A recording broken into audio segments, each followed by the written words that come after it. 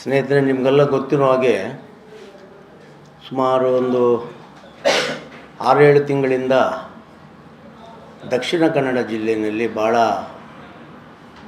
ಒಂದು ಏನು ನಡಿಬಾರ್ದಾಗಿತ್ತು ಅಂತ ಒಂದು ಪ್ರಕರಣ ನಡೆದು ಈ ವಿಚಾರ ಎಲ್ಲರ ಮನಸ್ಸಿಗೂ ಕೂಡ ತುಂಬ ನೋವಾಗಿದ್ದು, ಆ ಪ್ರಕರಣಕ್ಕೆ ಬೇರೆ ಬೇರೆ ರೀತಿಯಲ್ಲಿ ತಿರುಗುಗಳು ಸಿಕ್ಕಿದ್ದು. ಅದಾದ ನಂತರ ನಾನು ಬಂದು ಭಾಗವಹಿಸಿದ್ದು. ನಾನು ನಮ್ಮ ಸಮಾಜದ ರಾಜ್ಯಾಧ್ಯಕ್ಷನಾಗಿ, ವಿಶ್ವಕರ್ಮದ ರಾಜ್ಯಾಧ್ಯಕ್ಷನಾಗಿ ಇಡೀ ರಾಜ್ಯ ಒಂದು ತೀರ್ಮಾನ ತಗೊಂಡು ಏನು ನಮ್ಮ ಸಮಾಜದ ಹೆಣ್ಣು ಮಗುವಿಗೆ ಅನ್ಯಾಯ ಆಗಿದೆ ಅದಕ್ಕೆ ನ್ಯಾಯ ಕೊಡಿಸ್ಬೇಕು ಅನ್ನೋಂಥ ರೀತಿಯಲ್ಲಿ ನಾವು ಹಿಂದೆ ನಿಂತು ಎಲ್ಲ ರೀತಿಯಲ್ಲೂ ಭಾಗವಹಿಸಿದ್ದು ತಮಗೆ ಗೊತ್ತಿದೆ.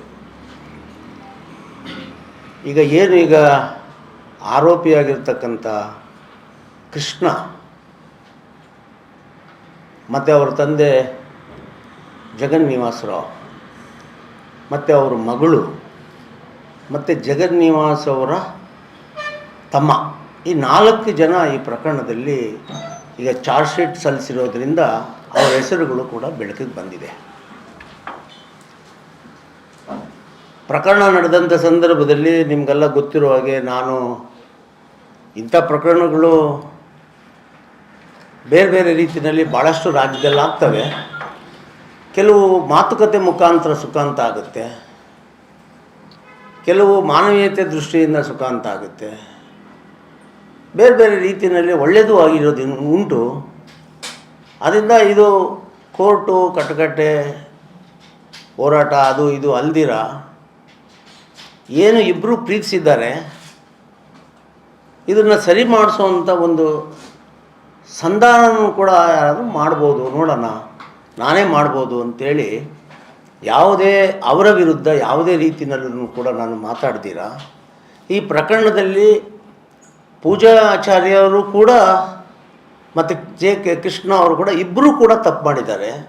ಅದರಿಂದ ಇದೊಂದು ಸುಖಾಂತ ಆಗಲಿ ಅನ್ನೋವಂಥ ಉದ್ದೇಶ ಇಟ್ಕೊಂಡು ನಾನು ಕೋರ್ಟು ಹೋಗೋದಕ್ಕಿಂತ ಮುಂಚೆ, ಅಂದರೆ DNA ಹೋಗೋದಕ್ಕಿಂತ ಮುಂಚೆ ಈ ಭಾಗದ ಏನು ನಮ್ಮ ಕಲ್ಲಡ್ಕ ಪ್ರಭಾಕರ್ ಭಟ್ರು ಇದ್ದಾರೆ ಅವ್ರನ್ನ ಕಂಡಿದ್ದೆ, ಮತ್ತು ನಳಿನ್ ಕುಮಾರ್ ಕಟೀಲ್ರನ್ನು ಕೂಡ ಕಂಡಿದ್ದೆ, ಮತ್ತು ಇಲ್ಲಿ ನಮ್ಮ BJPಯ ಜಿಲ್ಲಾಧ್ಯಕ್ಷರು ಸತೀಶ್ ಅವ್ರನ್ನು ಕೂಡ ಕಂಡಿದ್ದೆ. ಈಗ ನನಗೆ ಗೊತ್ತಿರೋವಂಥ ಎಲ್ಲರೂ ಭೇಟಿ ಮಾಡಿ ಮಗು ಮತ್ತು ಪೂಜಾ ಮತ್ತು ಫ್ಯಾಮಿಲಿ ಸಮೇತ ಹೋಗಿ ಒಂದು ಮಾತುಕತೆ ಮೂಲಕ ಬಗೆಹರಿಸ್ಕೊಡಿಸಿ ನೀವು.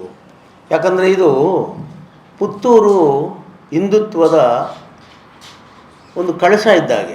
ದಕ್ಷಿಣ ಕನ್ನಡ ಏನಿವತ್ತು ಹಿಂದುತ್ವ ಇದೆ ಅದೊಂದು ಶ್ರೇಷ್ಠವಾದ ಸ್ಥಳ.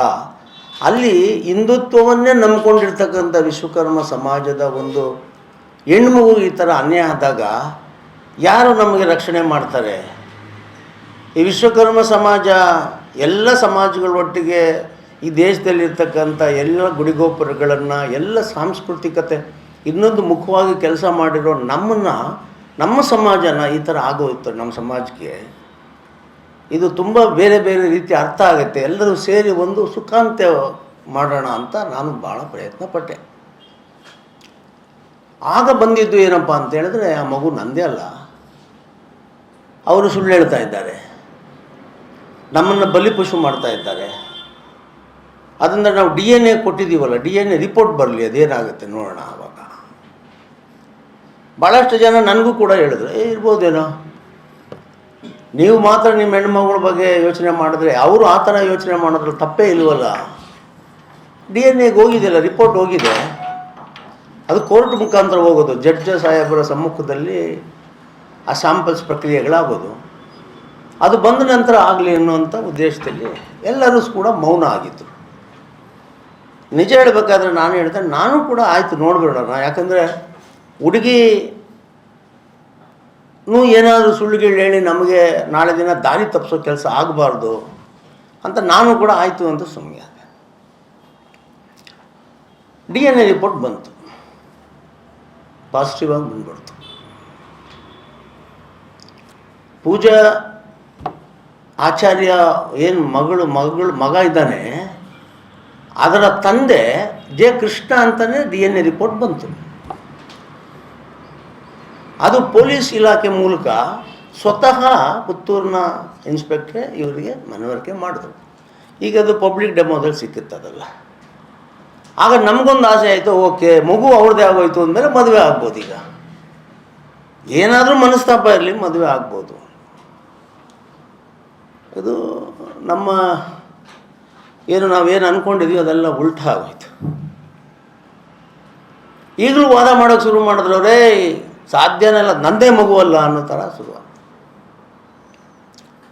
ನಾವೆಲ್ಲ ಎಲ್ಲರೂ ಕೂತ್ಕೊಂಡು, ಇಲ್ಲ ಇದು ಬೇರೆ ಬೇರೆ ಬೇರೆ ಬೇರೆ ರೀತಿಯಲ್ಲಿ ಹೋಗುತ್ತೆ, ಇದು ಹೋರಾಟದಿಂದ ಬಗೆಹರಿಸೋದಲ್ಲ, ಮಾತುಕತೆ ಮೂಲಕ ಸಂಧಾನದ ಮೂಲಕ ಮಾಡಬೇಕು ಅಂತ ಭಾಳ ಜನ ನಾವು ಮಾಡಿದ್ವಿ. ಇದರಲ್ಲಿ ನಮ್ಮ BJPಯ ಈಗಿನ ಜಿಲ್ಲಾಧ್ಯಕ್ಷರು ಸತೀಶ್ ಅವರು, ಅವ್ರ ಸ್ನೇಹಿತರು ಮೈಸೂರಿನ ಹರೀಶು, ನಾನು, ನಮ್ಮ ಸಮಾಜದವರು ಎಲ್ಲ ಸೇರಿಕೊಂಡು ನಾವು ಒಂದು ಸಂಧಾನ ಮಾಡ್ಕೊಳ್ಳೋಣ, ಅವ್ರಿಗೂ ಕೂಡ ಬುದ್ಧಿ ಹೇಳೋಣ ಅಂಥೇಳಿ ನಾವೆಲ್ಲ ಕೂತ್ಕೊಂಡು ಸುಮಾರು 2 ಬಾರಿನೂ ಕೂಡ ಜಗನ್ನಿವಾಸ್ ಅವರ ಜೊತೆಯಲ್ಲಿ ನಾವು ಮಾತಾಡ್ತೀವಿ. ಅವರು ನನ್ನ ಮಗ ಒಪ್ಪಲ್ಲ, ಹಂಗೆ ಹಿಂಗೆ ಇದೇ ಮಾತಾಡೋದು. ನಾವಂದು ಟೈಮ್ ತೊಗೊಂಡು ಹೇಳಿಯಪ್ಪ, ಮಗುನೇ ನಿಮ್ಮದು, ಎಲ್ಲೋದ್ರೂ ಆ ಮಗು ಅಪ್ಪನ್ನ ಬದಲಾಯಿಸೋಕ್ಕಾಗೋದಿಲ್ಲ,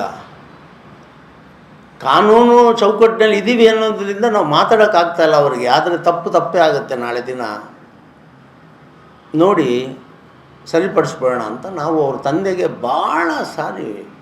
ಭಾಳ ರಿಕ್ವೆಸ್ಟ್ ಮಾಡಿದ್ವಿ. ನಾವು ಅವರು 2 ಸಾರಿ ಬರೋದಕ್ಕೆ 1.5 ತಿಂಗಳು ಟೈಮ್ ತೊಗೊಂಡಿದ್ರು ನಮ್ಮ ಹತ್ರ. ಆದರೂ ನಾವೆಲ್ಲ ಆಯಿತು ನಾನು ಬರ್ತಾಯಿದ್ದೆ, ಅಲ್ಲಿಂದ ಮಾತಾಡಿಸ್ತಾಯಿದ್ದೆ. ಸತೀಶ್ ಅವರು ಬರ್ತಾಯಿದ್ರು, ಅವ್ರ ಪದಾಧಿಕಾರಿಗಳೆಲ್ಲ ಕೂತ್ಕೊಂಡು ಒಳ್ಳೆ ರೀತಿಯಲ್ಲಿ ಮಾಡಿ ಆಗೋಗ್ಬಿಡುತ್ತೆ ಅಂದಾಗ ಮತ್ತೆ ಸೇಮ್ ಕತೆ, ನನ್ನ ಮಗ ಒಪ್ತಾ ಇಲ್ಲ ಅಂತ. 3 ತಿಂಗಳ ಹತ್ರ ಆಗೋಯ್ತು ಸರ್. ಇದ್ರ ಮಧ್ಯೆ ನನ್ನ ಮೇಲೆ ಕೆಲವು ಆರೋಪಗಳು ಶುರುವಾಯಿತು ಸಮಾಜದಲ್ಲಿ. ನಂಜುಂಡಿಯವರು ಅಷ್ಟು ಜೋರಾಗಿ ಹೋರಾಟ ಮಾಡಿದ್ರು, ಈಗ ನೋಡಿದ್ರೆ ಸುದ್ದಿನೇ ಇಲ್ಲ, ಇವರೆಲ್ಲ ಅವ್ರ ಜೊತೆ ಶಾಮೀಲೆ ಆಗಿಬಿಟ್ಟಿದ್ದಾರೆ ಅಂತ. ನಾನು ನಿಮಗೆಲ್ಲ ಗೊತ್ತಿರೋಂಗೆ ಹಣದಕ್ಕೋ ಮತ್ತೊಂದಕ್ಕೋ ಮಗದೊಂದಕ್ಕೋ ಬಗ್ಗೋ ಅಂಥವನ್ನಲ್ಲ ನಾನು. ನಾವೆಲ್ಲ ಒಂದು ಕೊಳಚೆ ಪ್ರದೇಶದಿಂದ ಬಂದಿರೋ, ಇದೆಲ್ಲ ನೋಡಿರ್ತೇವೆ. ನ್ಯಾಯ ಸಿಗಬೇಕು ಅನ್ನೋ ಕಾರಣಕ್ಕೆ ಪ್ರಚಾರ ರಹಿತವಾದಂಥ ಸಂಧಾನ ಮಾಡಬೇಕು ಅಂತ ನಮ್ಮ ಉದ್ದೇಶ. ಸಂಧಾನಕ್ಕೂ ಕೂಡ ಪ್ರಚಾರ ಬೇಕಾಗಿಲ್ಲ, ಇದು ಒಳಗಡೆ ಮಾಡಬೇಕು ಅಂತಲೇ ಎಲ್ಲ ಭಾಳ ತೂಕವಾಗಿರೋ ವ್ಯಕ್ತಿಗಳ ಜೊತೆ ಮಾತಾಡಿದ್ವಿ. ಆದರೆ ದೂರದಲ್ಲಿ ಏನೋ ನಡೀತಾ ಇದೆ, ಏನೋ ಸುದ್ದಿ ಇಲ್ಲ ಅಂತ ನೋಡಿ. ಕೋರ್ಟಲ್ಲಿ ಕೇಸ್ ಇರೋದ್ರಿಂದ, ನ್ಯಾಯಾಂಗದ ಚೌಕಟ್ಟಿನಲ್ಲಿ ಈ ಕೇಸ್ ಆಲ್ರೆಡಿ ಧುಮುಕಿರೋದ್ರಿಂದ, ನ್ಯಾಯ ಏನು ಹೇಳುತ್ತೋ ಅದನ್ನು ನಾವು ತಲೆಬಾಗಿ ತಗೊಳ್ಬೇಕಾಗಿರುವಂಥ ಬದ್ಧತೆ ಇರೋದ್ರಿಂದ ನಾನು ಎಲ್ಲೂ ಬಾಯ್ಬಿಟ್ಟಿಲ್ಲ. ಆದರೆ ನಮ್ಮ ಸಮಾಜದಲ್ಲೂ ಕೂಡ ಮತ್ತು ಬೇರೆ ಬೇರೆ ಈ ಮಗುಗೋಸ್ಕರ ಹೋರಾಟ ಮಾಡಬೇಕು ಅಂತ ಯಾರೆಲ್ಲ ಬಯಸಿದ್ರು, ಅವ್ರ ಮನಸ್ಸಿನಲ್ಲೂ ಕೂಡ ನಂಜುಂಡಿಯವರು ಸುಮ್ಗೆ ಆಗ್ಬಿಟ್ರಲ್ಲ ಅನ್ನುವಂಥ ಒಂದು ಮಾತು ಕೇಳಿಬಂತು. ನಾನು ಮೊನ್ನೆ ಅವರಿಗೆ ಹೇಳಿದೆ, ನಿಮ್ಮದು ಕಂಡೀಷನು ಅವ್ರದ್ದು ಏನು ಅಂತ ಮಾತಾಡುವಾಗ ನನಗೆ ಅದೆಲ್ಲ ನಾನಿವಾಗ ನನ್ನ ಬಾಯಿನಲ್ಲಿ ನಾನು ಹೇಳೋದಕ್ಕೆ ಸಾಧ್ಯ. ಅಷ್ಟೊಂದು ಅವರ ಕಂಡೀಷನ್ನೆಲ್ಲ ಹೇಳೋಕ್ಕಾಗದೇ ಇರೋವಂಥದ್ದು. ಈಗ ಅದಕ್ಕೆ ಅದನ್ನು ನಾವು ವಕೀಲರಿಗೆ ಕೊಟ್ಟಿದ್ದೇನೆ. ಅದನ್ನು ಸಾರ್ವಜನಿಕವಾಗಿ ನಾವು ಕೊಡ್ಬೋದಾ, ಪತ್ರಕರ್ತರ ಮೂಲಕ ಈ ರಾಜ್ಯಕ್ಕೆ ಕೊಡ್ಬೋದಾ, ಅವ್ರು ಕೇಳಿರೋ ಕಂಡೀಷನ್ಸು ಅಂತ ಕೊಟ್ಟಿದ್ದೇವೆ. ಇನ್ನೊಂದು 2-3 ದಿವಸದಲ್ಲಿ ಅದು ವಕೀಲರ ಅಭಿಪ್ರಾಯ ಬರ್ತದೆ. ಅದರ ಮಧ್ಯೆ ಇವರಿಗೆ ಬೇರೆ ಬೇರೆ ರೀತಿಯಲ್ಲಿ, ಅಂದರೆ ಒತ್ತಡಗಳು, ಮತ್ತೊಂದು ಮಗದೊಂದು ಇವ್ರಿಗೆ ಬಂದು, ಇವರು ಕೂಡ ಏನು 3 ತಿಂಗಳಾಯಿತು ಬರೀ ಅವರು ಇವತ್ತು ನಾಳೆ ಅಂತಾರೆ. ಅವ್ರು ಕೇಳಿರೋದೆಲ್ಲ ನನ್ನ ಕೈನಲ್ಲಿ ನಾವು ಕಲ್ಪನೆ ಕೂಡ ಮಾಡೋಕ್ಕಾಗಲ್ಲ ಅಂಥ ಕಂಡೀಷನ್ಗಳು ಅವ್ರು ಕೇಳ್ತಾರೆ. ಅದು ಮಾಡೋಕ್ಕಾಗಲ್ಲ ಅಣ್ಣ, ನಾವು ಕೋರ್ಟ್ ಮೂಲಕ ಬಗೆಹರಿಸೋಣ. ಸೊ ಯಾವಾಗ ಈ ಒಂದು ತೀರ್ಮಾನಕ್ಕೆ ಬಂದ ಮೇಲೆ ನಾವಿದನ್ನ ಸಂಧಾನ ಮಾಡೋದ್ರಲ್ಲಿ ಅರ್ಥ ಇಲ್ಲ. ಅವ್ರೇನು ಕೇಳಿದ್ದಾರೆ ಅದೊಂದು 2-3 ದಿನದಲ್ಲಿ ಬಂದ ಮೇಲೆ ಅವರು ಇವರು ಏನು ಮಾತಾಡಿದ್ದಾರೆ, ಯಾರು ಮಧ್ಯಸ್ಥಿಕೆ ಮೂಲಕ ಏನೆಲ್ಲ ಮಾಡಿದ್ದಾರೆ, ಅವ್ರ ಹತ್ರ ದಾಖಲೆಗಳಿದೆ. ಅದೆಲ್ಲನೂ ಕೂಡ ನಿಮ್ಮ ಮುಂದೆ ಇಡ್ತಾರೆ. ಆದರೆ ಇವತ್ತಿನ ಪತ್ರಿಕಾಗೋಷ್ಠಿನಲ್ಲಿ ನಾನು ಹೇಳೋದು ಅಂದರೆ, ಪೂಜಾ ಆಚಾರ್ಯ ಅವರ ಈ ಕುಟುಂಬಕ್ಕೆ ಕಾನೂನು ಹೋರಾಟ ಒಂದು ತಾರ್ಕಿಕ ಅಂತ್ಯ ಕಾಣೋವರೆಗೂ ಕೂಡ ವಿಶ್ವಕರ್ಮ ಸಮಾಜ ಇವರ ಬೆನ್ನಿಂದೆ ಇರ್ತಾರೆ. ನಾನು ಇವರ ಬೆನ್ನಿಂದೆ ಇರ್ತೇನೆ. ನ್ಯಾಯಾಲಯ ನಮಗೆ ಯಾವುದೇ ರೀತಿಯಲ್ಲೂ ಕೂಡ ಇವ್ರಿಗೆ ಅನ್ಯಾಯ ಮಾಡುವಂಥ ಪ್ರಕ್ರಿಯೆ ಮಾಡೋದಿಲ್ಲ. ಯಾಕಂತ ಹೇಳಿದ್ರೆ ಕಣ್ಣೆದುರಿಗೆ ಎಲ್ಲವೂ ಇದೆ. ಆದ್ದರಿಂದ ನ್ಯಾಯ ನಮಗೆ ಸಿಗ್ತದೆ. ನಮಗೀಗಲೂ ಚಂದ ಕುಟುಂಬವಾಗಿರಲಿ ಅಂತ ಬಯಸೋದು. ಈ ಹೋರಾಟ ಗಿರಾಟ ಎಲ್ಲ ಅದು ನಾವೆಲ್ಲ ನೋಡಿದ್ದೇವೆ ಸರ್. ಒಂದು ವಾರ 10 ದಿವಸ ಆದಮೇಲೆ ಏನಾಗ್ತದೆ ಅಂತ ಗೊತ್ತಿದೆ. ಹೋರಾಟದ ಮೂಲಕ ಇದು ಸರಿಪಡಿಸೋದೇ ಅನ್ನೋದಾಗಿದ್ದರೆ ನಾನು 3 ತಿಂಗಳಿಂದನೇ ಮಾಡಿಬಿಡ್ತಾಯಿದ್ದೆ. ಆದರೆ ಇದು ಮನಸ್ಸುಗಳು ಒಂದಾಗಬೇಕು. ಅವರಿಬ್ಬರು ಸ್ನೇಹಿತರಿದ್ದಾರೆ, ಏನೋ ಆಗುತ್ತೆ ಒಳ್ಳೆಯದಾಗಲಿ ಅನ್ನೋ ಉದ್ದೇಶದಿಂದ ನಾವು ಮಾಡಿದ್ವಿ. ಇದರಲ್ಲಿ ಆರೋಪಗಳು ಬೇರೆ ಬಂದಾಗ ಬೇಡ, ಇದನ್ನು ಕ್ಲಾರಿಫೈ ಮಾಡೋಣ. ನಾವು ಹೋರಾಟ ಮಾಡಿಲ್ಲ, ಸಂಧಾನ ಮಾಡಿದ್ದೀವಿ. ಸಂಧಾನ ಅನ್ನೋದು ಇದು ಹೇಗಿರುತ್ತೆ ಅಂದರೆ, ಎಲ್ಲ ಒಂದು ಬಟ್ಟೆನೆಲ್ಲ ಅರ್ಧ ಚಿಂದಿ ಮಾಡಿದ್ದನ್ನು ಮತ್ತೆ ಹೊಲಿಗೆ ಹಾಕಿ ಸರಿಪಡಿಸುವಂಥ ಕೆಲಸ, ತಾಳ್ಮೆ ಬೇಕಾಗಿತ್ತು. ಆದರೆ ಅವರು ಅದನ್ನು ಅಡ್ವಾಂಟೇಜ್ ತಗೊಂಡು ಭಾಳ ಅದನ್ನು ನಾನು ನಿಮ್ಮ ಹತ್ರನೂ ಕೂಡ ಹೇಳೋಕ್ಕಾಗಲ್ಲ. ಅಂಥ ಒಂದು ಕಂಡೀಷನ್ಗಳು ಹಾಕಿದಾಗ ಅದು ಆಗದೇ ಹೋಗುವಂಥ ಕೆಲಸ. ಅದರಿಂದ ಕಾನೂನು ಮೂಲಕ ಮಾಡೋಣ ಬಿಡಿ, ಅದನ್ನು ನಿಮ್ಮ ಮುಖಾಂತರ ಹೇಳೋಣ. ಯಾರೆಲ್ಲ ಇವರೇ ಬೆನ್ನಿಂದ ನಿಂತಿದ್ದರು ಅವ್ರಿಗೆಲ್ಲ ಒಂದು ಯಕ್ಷ ಪ್ರಶ್ನೆ. ನಂಜುಂಡಿಯವರು ಏನು ಹೇಳ್ತಾ ಇಲ್ವಲ್ಲ, ಸೈಲೆಂಟ್ ಆಗಿಬಿಟ್ರು 3 ತಿಂಗಳಿಂದ. ಏನು ನಡೀತಾ ಇದೆ ಅಂತಲೂ ಹೇಳಲಿಲ್ಲ, ಸೈಲೆಂಟ್ ಆಗಿಬಿಟ್ರು ಅಂತ. ನಾನು ಇದನ್ನು ಯಾವಾಗಲೂ ಹೇಳ್ಬೋದಾಗಿತ್ತು. ಅದರೊಂದು ಸಂಧಾನ ಪೂರ್ಣ ಆಗೋವರೆಗೂ ಹೇಳಬಾರ್ದು ಅಂತ. ಅದನ್ನು ಪೂರ್ಣ ಆಗಲಿಲ್ಲ, ಅದು ಮುರಿದು ಬಿದ್ದಿದೆ. ಅಂದರೆ ಕಾನೂನು ಪ್ರಕಾರ ಏನು ಆಗಬೇಕೋ ಅದು ನಾವು ಕಾನೂನು ಮೂಲಕ ಹೋರಾಟ ಮಾಡ್ತೇವೆ. ಇವ್ರಿಗೂ ನಾವು ಸಮಾಜ ರಕ್ಷಣೆ ಮಾಡುತ್ತೆ. 1-2-3 ದಿವಸದಲ್ಲಿ ಏನು ನಮ್ಮ ಸೀನಿಯರ್ ವಕೀಲರಿಗೆ ನಾವು ದಾಖಲೆಗಳೆಲ್ಲ ಕಳಿಸ್ಕೊಟ್ಟಿಸಿದ್ದೀನಿ ನಾನು. ಅಲ್ಲಿಂದ ಬಂದ ಮೇಲೆ ಮತ್ತೊಂದು ಸಾರಿ ಪತ್ರಿಕಾಗೋಷ್ಠಿ ಕರೆದು ಏನೇನು ಇವ್ರ ಹತ್ರ ದಾಖಲೆ ಇದೆ ಅದೆಲ್ಲ ನಿಮ್ಮ ಮುಂದೆ ಇಡುತ್ತೆ. ಎಷ್ಟು ಹೇಳಬೇಕು ಅಂತ ನಾನು ಇವತ್ತು ನಿಮಗೆ ಕರೆದಿದ್ದೆ ಸರ್. ಏನಾದರೂ ಇದ್ದರೆ ತಾವು ಹೇಳಬಹುದು.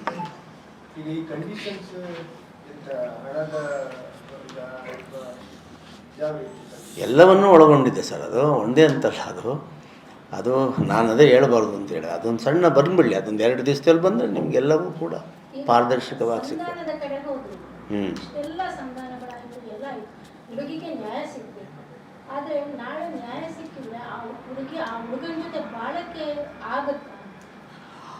ಅಮ್ಮ ಈಗ ಇಬ್ರು ನ್ಯಾಯ ಸಿಗುತ್ತೆ. ನ್ಯಾಯ 100ಕ್ಕೆ 100 ಭಾಗ ಕಾನೂನಲ್ಲಿ ಸಿಗುತ್ತೆ. ಹೌದು, ಆ ಪ್ರಯತ್ನ ತಾನೇ ನಾವು ಮಾಡಿದ್ವಿ. ಇದೆ ಅಲ್ಲ, ಅವರಿಬ್ಬರು ಸ್ನೇಹಿತರು. ಹೌದೌದು. ನಾನು ಇನ್ನೊಂದು ನಿಮಗೆ ವಿಷಯ ಇದೆಲ್ಲ ಹೇಳ್ಬೋದು. ನಾನು ಅವ್ರಿಗೆ ಹೇಳಿದೆ, ಅವ್ರ ಅಪ್ಪನಿಗೆ ಹೇಳಿದೆ, ನನ್ನ ಜೊತೆ ಆ ಹುಡುಗನ 5 ನಿಮಿಷ ಮಾತಾಡೋಕ್ಕೆ ಕೊಡಿ. ನಾನು ಭಾಳ ರಿಕ್ವೆಸ್ಟ್ ಮಾಡಿದೆ. ನೀವು ನಾಳೆ ಜಿಲ್ಲಾಧ್ಯಕ್ಷರನ್ನ ಕೇಳ್ಬೋದು, ಯಾರನ್ನ ಬೇಕಾದ್ರೆ ನಾನು ಹೇಳಿದ್ರೆ ಹೆಸರನ್ನವ್ರನ್ನೆಲ್ಲ ಕೇಳ್ಬೋದು. ನಾನು ಹೇಳಿದೆ, ಒಂದು 5 ನಿಮಿಷ ಆ ಹುಡುಗನ ನನ್ನ ಜೊತೆಲಿ ಮಾತಾಡಲಿ. ಕೆಲವು ಸತ್ಯ ಹೇಳ್ತೀನಿ ಆ ಹುಡುಗನಿಗೆ. ಅಂದರೆ ಆ ಹುಡುಗನ ನನ್ನ ಜೊತೆ ಮಾತಾಡೋಕ್ಕೆ ಬಿಟ್ಟಿಲ್ಲ. ಅವರು ಇವತ್ತಿಗೂ ಬಿಟ್ಟಿಲ್ಲ. ಗೊತ್ತಿಲ್ಲ ನನ್ನ ಹುಡುಗ ಮಾತಾಡೋಕ್ಕೆ ಇಷ್ಟಪಡ್ತಾಯಿಲ್ಲ ನಿಮ್ಮ ಜೊತೆ ಅಂತ. ಇದ್ರ ಮಧ್ಯೆ ನಾವು ನಮ್ಮೇಲೊಂದು ಕಂಪ್ಲೇಂಟ್ ಕೂಡ ನಮ್ಮ ಸಮಾಜದವ್ರನ್ನೆಲ್ಲ ಸೇರಿಸೋದು ಮಾಡಿದರು. ಇವರು ನಮ್ಮ ಮಾನ ತೆಗಿತಾರೆ ಅಂತ. ಆಮೇಲೆ ರಿಪೋರ್ಟ್ ಆಯ್ತು ಅದು. ಆಮೇಲೆ ಅದು ಕ್ಲೋಸ್ ಆಯಿತು. ಆ ಹುಡುಗ 5 ನಿಮಿಷನೂ ಕೂಡ ಇವತ್ತಿಗೂ ನಮ್ಮ ಜೊತೆಗೆ ಮಾತಾಡೋಕ್ಕೆ ರೆಡಿ ಇಲ್ಲ. ಅವ್ರ ಅಪ್ಪ ಅಮ್ಮನಿಗೆ ಹೇಳಿದೆ, ಮಾತಾಡಿಸಿ ನಮಗೆ. ಹುಡುಗಿ ಅಪ್ಪ ಅಮ್ಮನ ಹತ್ರ ಬೇಡ, ನನ್ನ ಹತ್ರ ಮಾತಾಡಿಸಿ ನಾನು ಅಂತೇಳಿ. ಮಾತಾಡಲಿಲ್ಲ. ಇಲ್ಲ ಇಲ್ಲ ಇಲ್ಲ.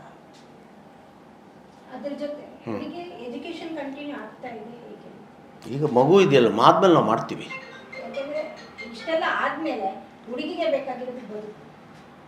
ನಾವು ಮಾಡ್ತೀವಿ. ನಾನು ಹೇಳಿದ್ನಲ್ಲ, ಆ ಕುಟುಂಬಕ್ಕೆ ನಾನು ಇರ್ತೀನಿ ಇನ್ನಲ್ಲ. ಓದಿಸೋದು ಅಷ್ಟೇ ಅಲ್ಲ, ಆ ಕುಟುಂಬಕ್ಕೆ ನಾವು ಆಧಾರವಾಗಿರ್ತೇವೆ. ನಾವು ಅದಕ್ಕೆ ಹೇಳಿದ್ದೀನಿ, ಭಯ ಪಡೋಕ್ಕೆ ಹೋಗಬೇಡಿ, ಕಾನೂನು ಸಿಕ್ಕುತ್ತೆ, ನಾನಿದ್ದೇನೆ, ನಾವಿದ್ದೇವೆ.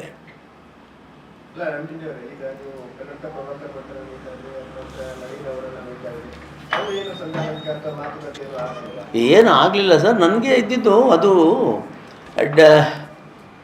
ಇದರಿಂದ DNA ರಿಪೋರ್ಟ್ ಬಂದ ಮೇಲೆ ಎಲ್ಲರೂ ಕರೆದವರಿಗೆ ಜೋರು ಮಾಡಿ ಒಪ್ಪಿಸ್ತಾರೆ ಅಥವಾ ಪ್ರೀತಿಯಿಂದ ಒಪ್ಪಿಸ್ತಾರೆ ಅಂತ ನಾನು ಭಾವಿಸಿದ್ದೆ.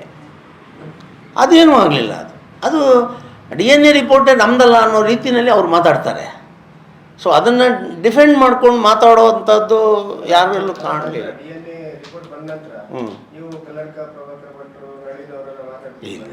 ಇಲ್ಲ ಸರ್, ಏನು ಸರ್, ಕಣ್ಣೆದುರಿಗೆ ಕಾಣ್ತಾ ಇದೆ.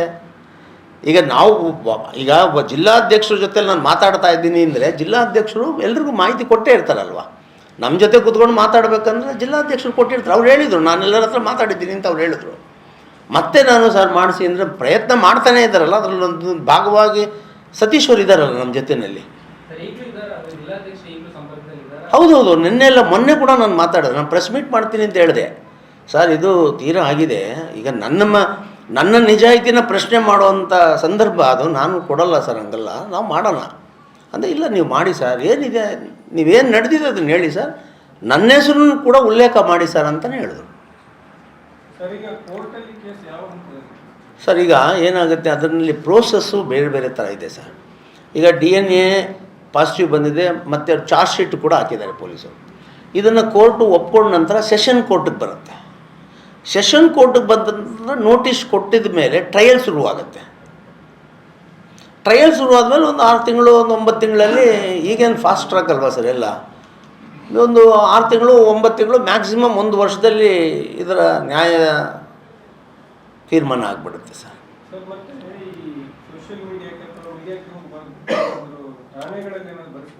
ಇಲ್ಲ ಅಲ್ಲ ಸರ್, ನಾನು ಕೇಳಿದೆ, ನಿಮಗೆ ಗೊತ್ತಿದೆ, ನಿಮಗೆ ಗೊತ್ತಿರೋದೇನಿಲ್ಲ. ಯಾರಾದರೂ ಒಂದು ಸ್ಟೇ ತೊಗೊಂಡು ಬಂದರೆ, ನಾವು ಬರೋದಕ್ಕಿಂತ ಮುಂಚೆ ಇವ್ರಿಗೂ ಬೇರೆ ಬೇರೆ ರೀತಿಯಲ್ಲಿ ಬೆದರಿಕೆ ಹಾಕಿದ್ದಾರೆ. ನಿಮ್ಮ ಮೇಲೆ ಪೊಲೀಸ್ ಕಂಪ್ಲೇಂಟ್ ಇದೆ, ಸ್ಟೇ ಇದೆ ಅಂತ. ಈಗ ಸ್ಟೇ ತಗೊಂಡ್ರೆ ಅದ್ರ ಪ್ರೋಸೆಸ್ ಏನಂತ ನಿಮಗೆ ಚೆನ್ನಾಗಿ ಗೊತ್ತಿದೆ. ಎಲ್ಲ ಮಾಧ್ಯಮ ಕಚೇರಿಗಳಿಗೆ ಅಲ್ಲಿಂದ ಕೋರ್ಟಿಂದ ಬರಬೇಕು, ಮಾಡಬೇಡ್ರಿ, ಪ್ರಕಟಿಸಬೇಡಿ ಅಂತ ನಿಮಗೆ ಕೊಡಬೇಕು. ನನ್ನ ಮೇಲೆ ಏನಾದರೂ ತಂದಿದ್ರೆ ನನಗೆ ಬರಬೇಕು ಕೋರ್ಟಿಂದ ಅಷ್ಟೇ, ನೀವು ಮಾತಾಡಬಾರ್ದು ಅಂತ. ಠಾಣೆಯಲ್ಲಿ ಕಂಪ್ಲೇಂಟ್ ಕೊಟ್ಟಿದ್ದು ಅವ್ರು ಹೇಳಿದ್ದಾರೆ, ನೀವು ಕೋರ್ಟ್ಗೆ ಹೋಗಿ ಅಂತ ಹೇಳಿದ್ದಾರೆ. ಕೋರ್ಟ್ಗೆ ಹೋಗಿ ಅಂತ ಅವ್ರು ಹೇಳಿದ್ದಾರೆ. ಮನೇಲಿ ಅವ್ರ ಮನೇಲಿ ಆರಾಮಾಗಿದ್ದಾರೆ ಅವರು. ಸರಿ, ಕಾನೂನಾತ್ಮಕ ನ್ಯಾಯ ಅಂದ್ರೆ ನಾಳೆ ಟ್ರಯಲ್ ಮುಗಿಬಹುದು, ಒಂದು ಆ ಹುಡುಗ ಆರೋಪಿ ಆದ ಕಾರಣ ಶಿಕ್ಷೆ ಆಗ್ಬೋದು ಅಂದ್ರೆ ಈ ಶಿಕ್ಷೆ ಆಗುವಂಥದ್ದೇ ಅಂದ್ರೆ ಇದಕ್ಕೆ ಸಮ್ಮತಿ ಅಂದ್ರೆ ಫೈನಲ್ ಈಗ ಅವಳ ಜೊತೆಗೆ ಬಾಳ್ಲಿಕ್ಕೆ ಆಗದಿದ್ದಂತ ಹುಡುಗಿಗೆ ಶಿಕ್ಷೆ ಆಗಬೇಕು ಅನ್ನೋ. ಇನ್ನೇನು ಮಾಡೋದು ಸರ್, ಇನ್ನೇನು ಮಾಡೋದು? ನಾವು ಶಿಕ್ಷೆ ಹೋಗ್ಬಾರ್ದು, ಹುಡುಗ ಜೈಲಿಗೆ ಹೋಗ್ಬಾರ್ದು ಅನ್ನೋ ಒಂದೇ ಒಂದು ಕಾರಣಕ್ಕೆ ನಾನು ಈ ಎಲ್ಲ ಆರೋಪಗಳನ್ನು ಒತ್ಕೊಂಡ್ರು ಅದು ಅವನಿಗೂ ಶಿಕ್ಷೆ ಆಗಬಾರ್ದು. ಅವನು ತಪ್ಪು ಮಾಡಿದ್ದಾನೆ, ಇವಳು ತಪ್ಪು ಮಾಡಿದ್ದಾಳೆ, ಇಬ್ಬರದ್ದು ಸಮಾಜ ಒಂದು ಒಳ್ಳೆಯ ಸಮಾಜ ಇದಾಗಬಾರ್ದು ಅಂತ. ಇದು ಕೊನೆಗೆ ನಾನಿಲ್ಲ, ಈಗಲೂ ಅವರು DNA ಚಾಲೆಂಜ್ ಮಾಡ್ತೀನಿ ಅನ್ನೋ ಅಂತ ಮಾತಾಡ್ತಾರೆ ಅಂದರೆ ಈಗ ನಾವೇನು ಮಾಡೋದು? ಕಾಲು ಹಿಡಿತೀನಿ ಅಂತ ಹೇಳಿದೆ ನಾನು ಹೇಳಿದೆ, ನಾನು ಬೇಕಾದರೆ ಕಾಲು ಹಿಡಿತೀನಪ್ಪ ಸಮಾಜದ ಮುಖ್ಯಸ್ಥನಾಗಿ, ಅವರಿಬ್ಬರು ಒಂದಾಗಲಿ ಹಿಂದೆ.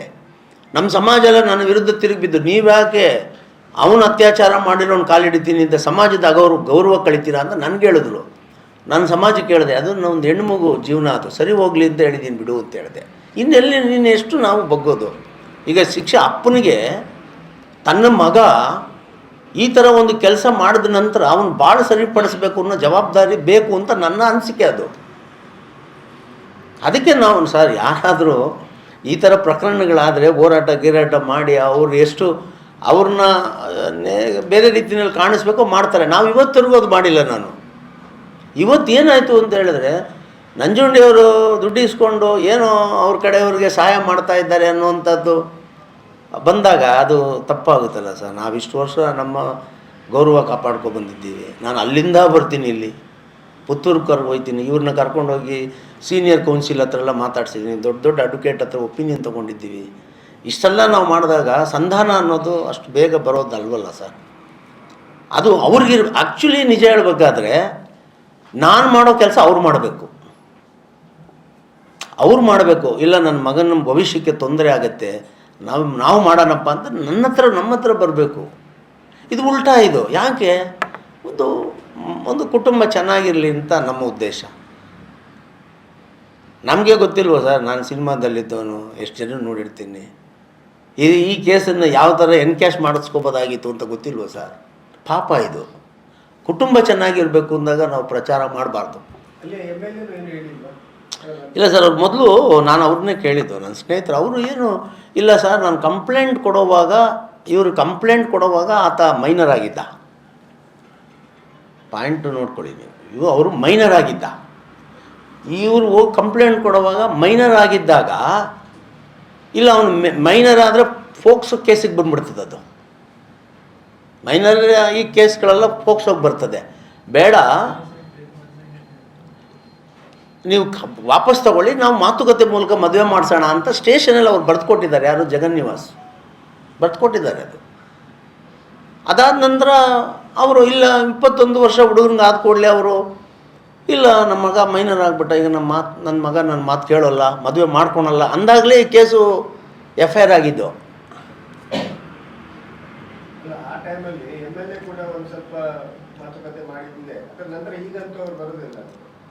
ಇಲ್ಲ, ಬರೋಲ್ಲ. ನಾನು ಅವ್ರು ಕೇಳಲಿಲ್ಲ, ನಾನು ಅವ್ರನ್ನ ಕೇಳಲಿಲ್ಲ. ಯಾಕಂದರೆ ಏನಿದೆ ಯಾರಿಗೂ ಗೊತ್ತು ಸರ್, ಇದೆಲ್ಲ ಈ ವಿಚಾರ ಎಲ್ಲ ನಾನು ಹೋಗಿ ಹೇಳೋದಲ್ಲ. ಅವರು ಯಾರ್ಯಾರಿಗೆ ಇಂಟ್ರೆಸ್ಟ್ ಇದ್ರ ಬಗ್ಗೆ ಇದೆಯೋ ಅವ್ರು ಮಾಡಬೇಕು. ನನಗೆ ಇಂಟ್ರೆಸ್ಟ್ ಇದೆ, ನಾನು ಮಾಡಿದ್ದೆ. ಹಂಗಂತ ಅವ್ರ ಮೇಲೆ ನಾನು ಯಾವ ಆರೋಪನೂ ಮಾಡೋಲ್ಲ. ಇಲ್ಲ ಇಲ್ಲ, ಯಾರ ತಾಯಿ? ಇವ್ರ ತಾಯಿ ಇಲ್ಲ. ಸ್ಟೇಷನಲ್ಲಿ ಮಾತಾಡಿ ಚೆನ್ನಾಗೇ ಮಾತಾಡ್ತಿದ್ರು, ಆಮೇಲೆ ಕ್ಲೋಸ್ ಆಗಿದ್ದೆ ಅಷ್ಟೇ. ಆಮೇಲೆ ಅವರು ಇಲ್ಲ ಅದು ಕೋರ್ಟ್ಗೆ ಹೋಗಿದ್ದೆಲ್ಲ ನಾವೇನು ಮಾಡೋಕ್ಕಾಗಲ್ಲ ಅನ್ನೋಂಥದ್ದು ಅವರ ಧೋರಣೆ ಅಂತ ಹೇಳಿದ್ರು. ಆಯ್ತು, ಇಷ್ಟು ಓಕೆ. ಎಲ್ಲ ಕೋರ್ಟಲ್ಲಿ ಈಗ DNA ಆಗೋವರೆಗೂ ಬಾಲು DNA ಮೇಲಿತ್ತು. ಈಗ ಬಾಲು ಕೋರ್ಟಿಗೆ ಬಂತು, ಆಯಿತು. ಈಗ ನಮ್ಮ ಈಗ ಹುಡುಗಿಗೆ ಆ್ಯಕ್ಚುಲಿ ಏನಾಯಿತು, ಇವ್ರಿಗೆ ಕೆಲಸ ನಿಲ್ಲಿಸಿದೆ ನಾನು. ಅಲ್ಲಿ ಮಧ್ಯರಾತ್ರಿ ಜನ ಓಡಾಡ್ತಾಯಿದ್ರು, ನಿಮಗೆ ಗೊತ್ತಿರುತ್ತವಾಗ. ಇವ್ರ ಮನೆ ಸುತ್ತಮುತ್ತೆಲ್ಲ CCTV ಹಾಕ್ಸಿದೆ, ಕಂಪ್ಲೇಂಟ್ ಕೊಟ್ಟೆ, SP ಅವ್ರಿಗೆ ಹೇಳಿದೆ, ಅಲ್ಲಿ ಪೊಲೀಸವ್ರು ಹಾಕ್ಸಿದೆ. ಈಗ ಸಮಸ್ಯೆ ಇಲ್ಲ. ಆವಾಗ ಮಾಡಿದ್ದು ಅದೇನೇನು ಬೇಕೋ ನಾವು ಜಾಗರೂಕತೆ ಮಾಡಿದ್ವಿ, ಇಷ್ಟೆಲ್ಲ ಮಾಡಿದ್ದೀವಿ. ಇನ್ನೊಂದು 2-3 ದಿವಸದಲ್ಲಿ ಆ ರೆಕಾರ್ಡ್ ದಾಖಲೆ ಕೂಡ ಬರ್ತದೆ. ಬಂದಾಗ ಮಾಡ್ತಾರೆ. ನನ್ನ ಇದು ಉದ್ದೇಶ ಇಷ್ಟೇ ಸರ್, ಯಾರೂ ಕಾನೂನಿಗಿಂತ ದೊಡ್ಡವರಿಲ್ಲ. ಒಂದು ಸಾರಿ ಕಾನೂನು ತನ್ನದೇ ಆದಂಥ ನಿರ್ಣಯ ತಗೊಂಡ ನಂತರ ಸಂಧಾನಕ್ಕೆ ದಾರಿ ಇರೋದಿಲ್ಲ. ನಾನೇ ಒಪ್ಕೊಂಡ್ರೂ ಸಂಧಾನಕ್ಕೆ ದಾರಿ ಇರೋದಿಲ್ಲ. ಆಗ ಏನು ಅನ್ಯಾಯಕ್ಕೆ ಗುರಿಯಾಗಿದೆ. 6 ತಿಂಗಳಾಯಿತು ಸರ್, ಮಗು ನಾಮಕರಣ ಮಾಡಲಿಲ್ಲ. ಎಷ್ಟು ನೋವಾಗುತ್ತೆ ನಮಗೆ. ನಮ್ಮಂಥ ನಿರ್ಲಕ್ಷಿತ ಸಮಾಜಗಳಿಗೆ ಹಿಂಗಾಗ್ಬಿಟ್ರೆ ಇನ್ನು ನಮಗಿಂತ ಕೆಳಗಡೆ ಇನ್ನೂ ಅತಿ ನಿರ್ಲಕ್ಷ್ಯ ಸಮಾಜಗಳ ಕಥೆ ಹೇಗೆ? ಸಮಾಜಗಳಿಗೆ ರಾಜಕೀಯ ಶಕ್ತಿ ಇಲ್ಲ ಅನ್ನೋ ಒಂದೇ ಕಾರಣ, ಆರ್ಥಿಕ ಸ್ಥಿತಿ ಇಲ್ಲ ಅನ್ನೋ ಒಂದೇ ಕಾರಣ, ಇವರು ಬಡವರು ಅನ್ನೋ ಒಂದೇ ಕಾರಣಕ್ಕೆ ಈ ಥರ ಪ್ರಕರಣಗಳೆಲ್ಲ ಮುಚ್ಚೋಗ್ಬಿಟ್ರೆ ಮತ್ತು ಸಂವಿಧಾನಕ್ಕೆ ಏನು ಬೆಲೆ ಇದೆ?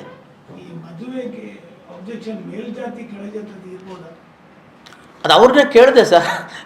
ಅವ್ರು ಹೇಳೋದು ಒಂದೇ ಪಾಯಿಂಟ್, ನನ್ನ ಮಗ ಒಪ್ಪಲ್ಲ ಅಂತಾರೆ ಸರ್. ಹಂಗೆ ಲೆಕ್ಕ ನೋಡಿದ್ರೆ ವಿಶ್ವಕರ್ಮ ಸಮಾಜ ಯಾವುದ್ರಲ್ಲಿ ಕಡಿಮೆ ಇದೆ ಸರ್?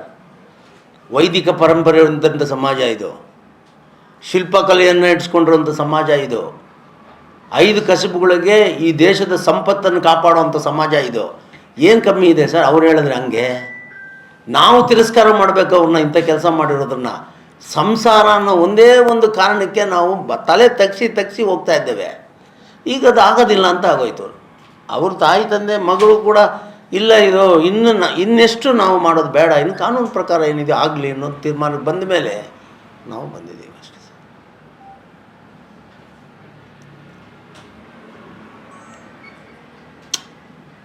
ಅಂದರೆ ಇದಾಗಬಾರ್ದು ಸರ್.